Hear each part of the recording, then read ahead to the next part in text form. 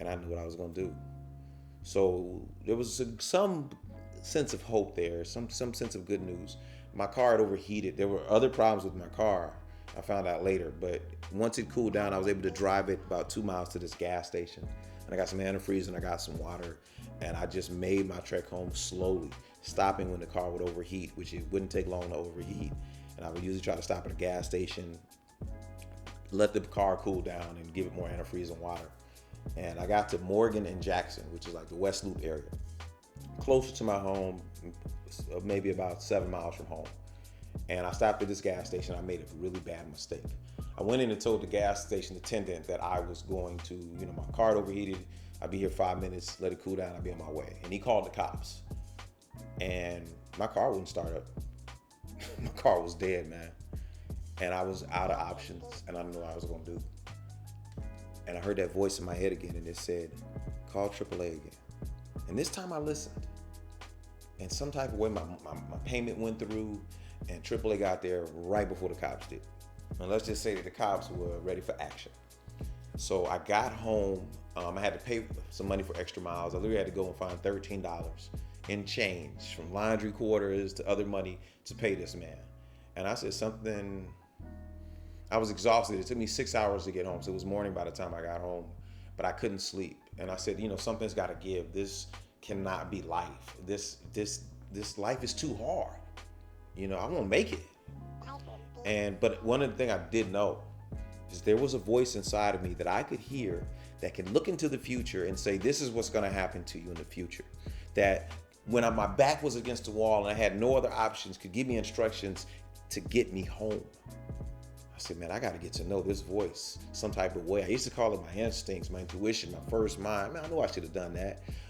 Luck, chance. I was like, no, there's something more going on inside of me. And I was like, I've been listening to this voice that I hear daily, and it's scary, it's loud, and it's just constantly telling me I'm not good enough. So I was like, I have to really create an intimate relationship with that other voice in my head. And so, I literally said, like, I want to get to know you. Like I was courting it or something. I actually called it the divine whisper because I was like, there's something divine about this voice, and it's always calm. So I named it the divine whisper.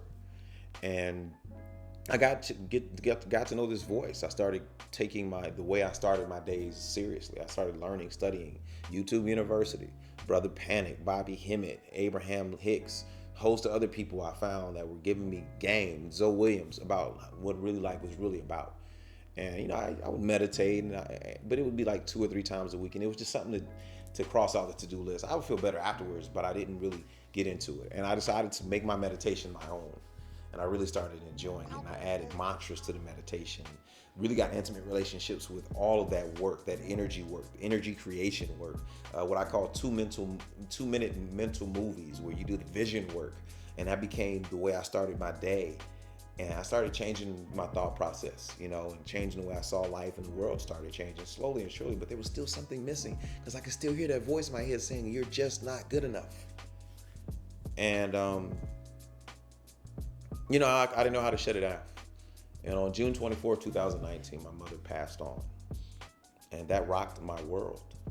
I was like, man, I thought I was ready, but you're never ready for something like that.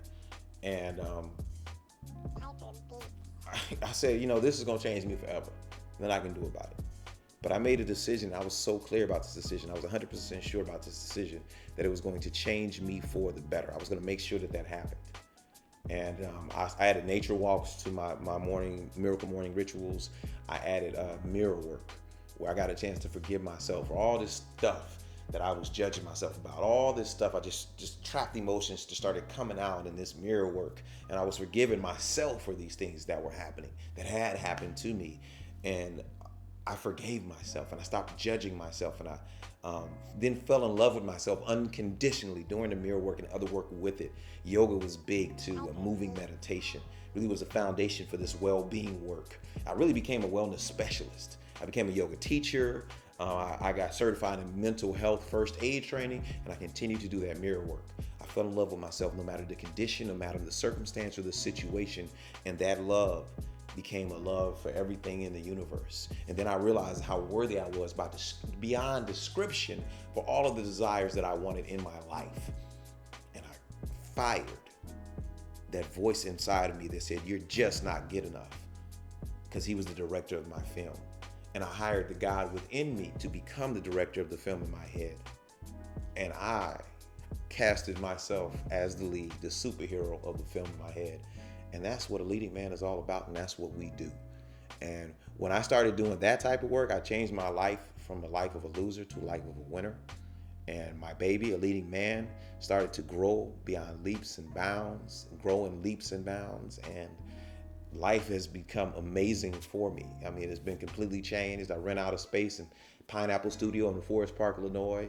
And I teach yoga Wednesday nights at 6 p.m. I name my yoga class Rhythmic Meditation. It's a vinyasa or a jambalaya blend of spoken word, love breaths, soulful vibrations with the rhythmic vinyasa flow. That is my class. I've taught a mental health conference. I taught at the all women's retreat for Black women. It's beautiful. And just I created a retreat based on my mother, writing a book with my daughter. And life is just amazing because I surrendered to my purpose. And that was the promise I made to my mother when she passed on. And that's how I was going to change and be the best man I could be, and just really search and find my greatness each and every day. And I want to help other people do that. We're going to build communities that are filled with love, for the foundation is love. And we're looking and seeking the God inside of the people that are a part of this community. And it's going to continue to grow. So just look out. We're going to have merchandise. This is our A Leading Man t-shirt with the logo that my cousin Ray Herndon created. We have an amazing team that we're really excited about, and we're going to launch a Leading Man Productions. We're launching the second Nola Richardson Creative Storytelling and Wellness Retreat. We have the Become the Director of the Film in Your Head, an online course coming. We have a self-forgiveness retreat coming up in 2020. We have a comedy as wellness retreat coming in 2020, and we will do some theater in 2022. So for more information about what we're doing, what A Leading Man is all about, what I'm all about, and what the team is all about, you get a chance to go to aleadingmanproductions.com. And we'll continue. The website is up, but we'll be continuing to add to it and add things that we're doing. And it's just going to be an amazing situation. If you want to email somebody and have somebody contact you back, go to Daryl at aleadingmanproductions.com. Daryl at aleadingmanproductions.com. DARYL at aleadingmanproductions.com.